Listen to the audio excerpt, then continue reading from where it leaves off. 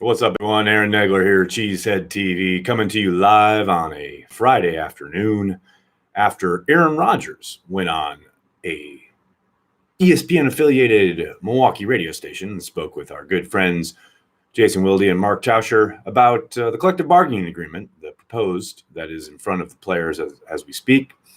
I won't belabor it too much, but I did think he brought the goods in regards to having empowered their representatives and or leadership.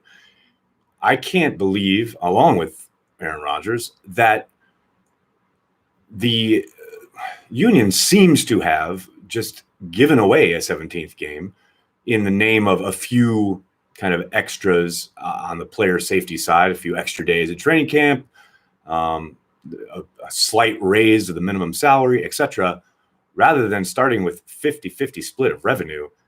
Basically, it sounds like the NFLPA gave that away. Rather than starting at 50-50, 16 games, let's see where we can work from there. I thought Aaron was very on point in his appearance. If you haven't had the chance to listen to it yet, try to seek it out there at ESPN Milwaukee, ESPN Madison, ESPN Wisconsin's system. And I know they've posted some snippets on their social media, but I would definitely encourage you to seek that out because I thought he made some great points. But that one was the one that really jumped out to me. The fact that, people around the league, guys around the league, players around the league spoke to each other throughout the year. And Aaron's feeling, at least as how he stated here on the program earlier today, was that what they had spoken about as players was not what was represented to the ownership when negotiations began. And I find that, I don't want to say alarming, but disconcerting, to say the least. Hello to everybody in the comments section. What's up, Jordan? Bud, how you doing? What's up, Jimmy? How you doing, buddy? Did you hear, why is the NFL union PA so weak in comparison to, say, let's say, baseball players union? Is it the divide from the top to bottom of the roster? Well, not so much that. It's kind of the nature of the game. The sense that, this has been a long time coming, obviously, but the short shelf life, if you will, the violent nature of the game, the fact that players on average do not last 3 years. There's a multitude of reasons. There's a long history, but for a long time, Gene Upshaw, former player who was the head of the union, worked in concert with Paul Tagliabue, and that's when kind of the die was cast, so to speak, when the business side of things started really kind of coalescing and or turning into big money, corporate and otherwise. Obviously, everybody knows about the strike in '87. Players fought for free agency and got that. That was kind of probably the high watermark outside of 2 CBAs ago when they had approaching 55% of the revenue. But yeah, for the most part, the NFL has done an excellent job inside the collective bargaining arena of, making sure that they are far and away coming out ahead of the players. That Isaiah Simmons to Green Bay mock. Am I right, Sam? I was reading the Draft Network this morning and I saw that and I tweeted it out and I said, whoo, baby. And I understand people saying, oh, it's too much to give up. In this mock draft, I believe they were giving up their first pick, 30th, their second round pick, and their first pick in 2021. And people saying, oh, it's too much for one player, blah, blah, blah. Look, it's March 6th. Let me dream a little bit. Is it realistic? No. Hell, it's not even that realistic that Isaiah Simmons would be there at 11, which is where, the Packers selected him in this mock. But there is zero question in my mind that if they want to, jump up and get a difference maker, that is the type of deal they would have to put together. So, do I see it happening? No. But it's fun to dream about because I love Isaiah Simmons.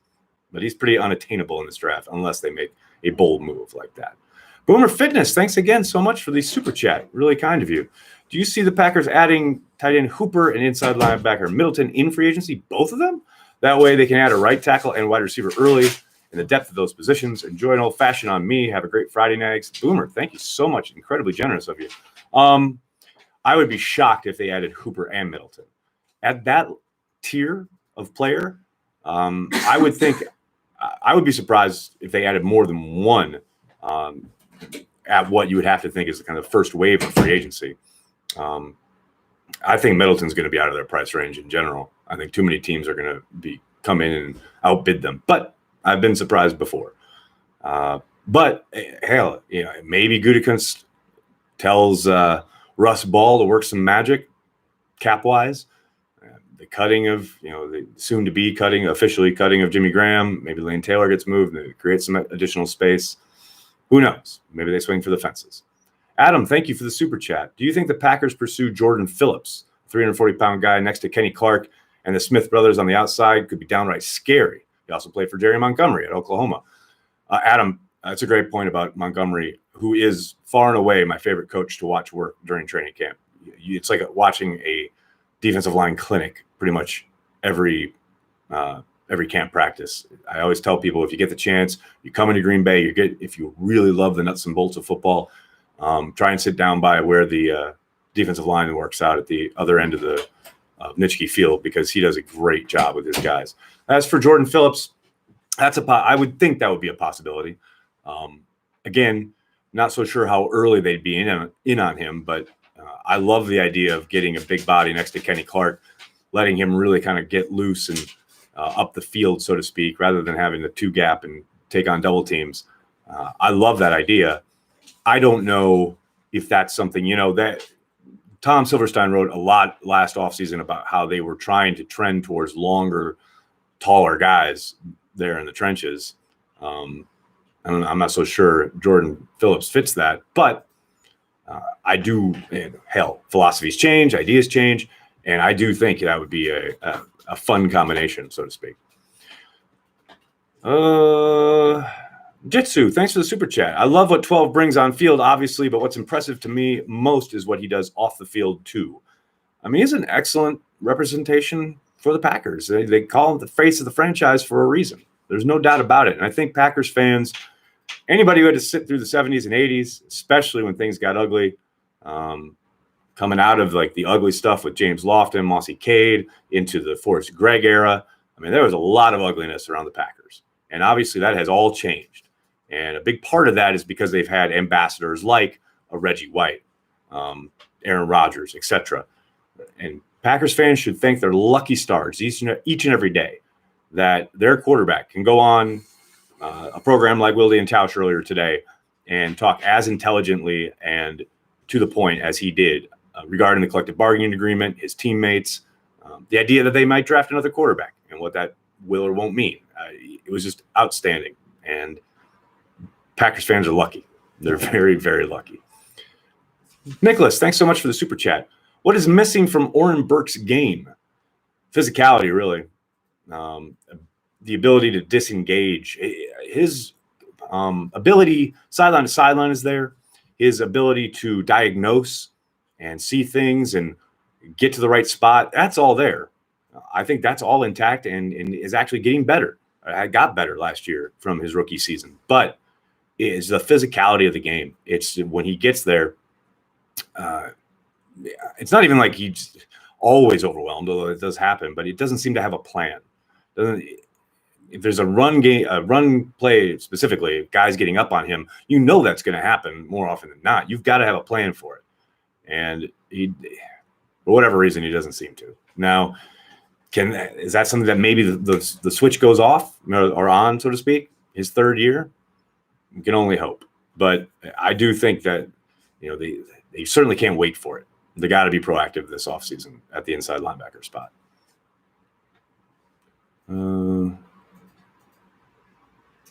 It was god awful in the 80s, but we still had a ball. Some fans need perspective. I hear you, Matt. Although, I don't know, man, there was a lot of losing. I wasn't having too much of a ball, but it was fun watching Lynn Dickey and company put up tons of points every week. No doubt about that. Other than middle linebacker, where does the defense need to improve? Good question, Stephen. I would say, as per the Jordan Phillips question earlier, I think they need another big body, another physical body up front, and that would probably get them cooking with gas. I don't think there's any other area outside of inside linebacker that needs a drastic overhaul. Corner could be interesting just because, who knows what's going to happen with Tramon Williams. I think a lot depends on their evaluations of Kadar Holman and Chandon Sullivan about whether or not they feel it necessary to spend any kind of capital, free agency or draft at the position. But for the most part, I think they're close, but they certainly obviously need help at inside backer. And I do think they could use another body up front. I already missed the Packers, and it's only March, Steven. You and me both, buddy. Do you see Green Bay staying at 30, or do you think they make a move to get their guy? Alex, I would suspect that there's a chance they move up if, say, one of those inside backers, that those top tier guys, I think, you could, depending on who you're talking to, you're talking 3 or 4 guys there. If, maybe even 2 or 3, if one of those guys is falling and they think they can jump up and get in front of, say, Baltimore or somebody who might take one, I think there's a chance. You've seen Gutekunst move up. He's certainly shown that he's willing to be aggressive, move up and down the board in the first round the last 2 years. I think there's a good chance if that's the position that they're honing in on. Now, as I keep saying, historically, the last decade or so would tell you they do not value inside backer. And I'll be surprised if they take one in the first round. I would love them to do so, but it's funny because they're two positions, their 2 greatest positions of need this draft are both at inside backer and wide receiver, 2 positions that they have not taken in the first round in a very long time. So it'll be interesting to see if one of those trends breaks here.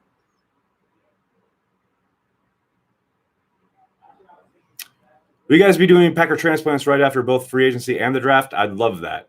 Gretchen, that's very nice of you to say. We won't be doing it after free agency. We will be doing a Packer transplants special for the Cheesehead TV draft guide.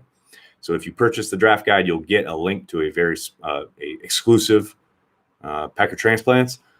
After the draft, I'll be doing some kind of video roundup, but it won't be Packer transplants though. It's a really busy time of year for Corey with LiveX. He'll actually be in Vegas for a convention for the NAB, the National Association of Broadcasters convention, which is happening the same week as the draft. So he's going to be a little busy, but we will be doing that one transplants for the draft guide, and we will be doing other video content around the draft, including the first night of the draft. I'll be having a live watch party here with myself and some special guests. Be on the lookout for that. And maybe a few remotes. We'll talk to Corey in Vegas, and it's going to be a good night. So get ready for that second screen experience on April 23rd. Why do I get the feeling we'll trade out of the first? Well, Ross, it's possible. They did it, 2006 when they had the 30th overall pick. They traded down and ended up taking Jordy Nelson in the second round. That turned out all right. Rodgers isn't hard enough on himself, but the, quote, the greatest president is LOL. I'm confused on the greatest president stuff. Do you think Green Bay will value O-line or D-line higher in the draft? Ooh, good question. Value more. Well, offensive tackle is much deeper in this draft. So maybe they make a move on defensive line earlier because they want to get their guy. They want to get a guy before the talent drains away. But obviously, you've got to find the heir apparent for Brian Bulaga. There's no question about that. So I would tend to lean towards offensive line. If you had your druthers, would you rather see Green Bay improve at outside wide receiver or slot receiver? Why not both? I know, Sean, why not both? I mean, I don't really care about the position so much. I mean, obviously, slot is really tough because you've got to do a lot of kind of reading on the fly. And when Aaron Rodgers is your quarterback, you better be reading it the same way he does. And I think that adds to a lot of the complexity there. Either one, I want some explosiveness. I want some speed. I want a guy who makes my eyes pop when he catches the football and when he takes off and threatens a secondary, causes offense or defensive coordinators to worry about him in the week leading up to the game. I mean, it's been a long time since the Packers had somebody like that. And I'd love to see it in the twilight of Aaron Rodgers' career. Give him a running game. Give him a home run threat / electric offensive playmaker to go with Devontae Adams and Aaron Jones. and look out. Bring the Lombardi home, baby. If Chicago and Minnesota are operating in a window, and they are, Green Bay sure as hell better be too. Well, everybody's operating in a window to some extent. I mean, Chicago's window is pretty much closing because they're stuck with Trubisky. And I think they're going to have to reset when, if and when that flames out and they have to fire Pace, fire Nagy, and start all over again. Minnesota, I think they're a little closer, obviously. But, Zimmer, he's probably on his last legs unless he wins a playoff game. So, yeah, we'll see. But the Packers are kind of rejuvenated with LaFleur. Obviously, their quarterback is nearing his end of career, but they still got a good 4 years with Rodgers, at least. So that's a pretty good window. I would like to see us get some bargain wide receivers in free agency and use a lot of money into linebackers. I mean, yeah, I guess it depends on how many you're talking about. I don't want a bunch of bodies there taking up snaps from what presumably will be a draft class with some pass catchers. But yeah, I think you're probably more likely to need that money to go get one of these elite inside backers. But yeah, I don't know. I keep saying there's so much cap space out there. Teams that are going to be targeting inside backer are most likely going to be able to outspend Green Bay. So we'll see how that shakes out here in a couple weeks. Which wide receivers do you like at 30? Dan, love Mims. I know that's been mocked a lot. I love Jefferson. I think he'd really help the offense. I think he's a guy who could play inside or outside and really bring a lot opposite Devontae Adams. Augment / kind of complement what Lazard brings. I think those are probably my two favorites at this point. The offense wasn't creative enough at times. Why is that? I don't know, Stephen. That's a really wide question. Creative enough at times? I mean, how so? With its use of motion, there was a lot of that. With its route combinations, with its blocking schemes. I mean, creativity. Yeah, I mean, everybody wants to see Josh McDaniels out there with throwbacks to the quarterback / screens that wide receivers are throwing 50 yards down the field, etc. But that's not a design. That's not how you design an offense. It's fun to watch those plays every once in a while, but I thought the offensive approach for the most part in year one, don't forget they were in year one, was pretty solid. Now, was it a little predictable at times? Sure, absolutely. But again, it was year one, everybody getting on the same page, and they were trying to hammer in some of the stuff that Rodgers liked from the last scheme. So I think it'll be interesting to watch them evolve on that side of the ball. Boomer, again, thank you so much. Do you think CeeDee Lamb and Denzel Mims could be that wide receiver to open up the offense? Which guys do you like? Yeah, as I just mentioned, Boomer, I love Mims. I think Lamb will be probably I'd be surprised if he's there at 30. You never know, though. You say that every year, like, oh, he's never going to make it that far, and then somebody makes it that far. But yes, I love Mims in the offense, and I think he could be that type of guy who could really open things up. Just electric after the catch, able to get through the wash after yards after catch. Big time, all day with Mims. So they absolutely, either one of them could be, but I think Mims is probably the more realistic target at 30. All right, everybody, I'm going to have to jump. I can't thank you guys enough for hanging out. 156 of you here on a off-season Friday.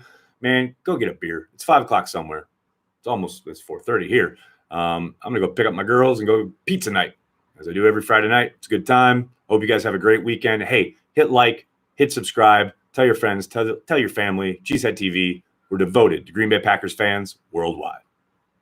Have a good night. Have a great weekend. Go Pack Go.